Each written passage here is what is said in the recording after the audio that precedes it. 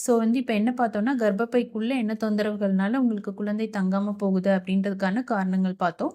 அடுத்து வந்து கர்ப்பப்பைக்கு வெளிய வந்து அந்த ஃபெலோப்பியன் டியூப் அப்படின்னு சொல்லிட்டு இருக்கும். அதுல ஏதாவது தொந்தரவுகள் இருந்தாலும் உங்களுக்கு பாப்பா தங்குறதுல வந்து தள்ளி போயிட்டே இருக்கும். இன்கேஸ் அந்த ஃபெலோப்பியன் டியூப்ல ஏதாவது இன்ஃபெக்ஷன் இருக்கு, தண்ணி கோர்த்துட்ருக்கு அப்படின்னா வந்து நம்ம ஸ்கேன்ல வந்து என்ன ஃபைண்டிங் குடுப்பாங்கன்னா, ஹைட்ரோசால்ஃபிங்ஸ் அப்படின்னு ஒரு ஃபைண்டிங் குடுப்பாங்க. இந்த மாதிரி டியூப்ல தண்ணி இருந்துகிட்டே இருந்தது அப்படின்னா வந்து, அது கரு தங்குனாலும் வந்து அத வந்து நம்ம அத டிஸ்டர்ப் பண்ணிட்டே இருக்கும். வளர விடாது. அதனாலேயும் உங்களுக்கு குழந்தை தங்குறது வந்து தள்ளி போயிட்டே இருக்கலாம். இது ஒரு ரீசனா இருக்கலாம்.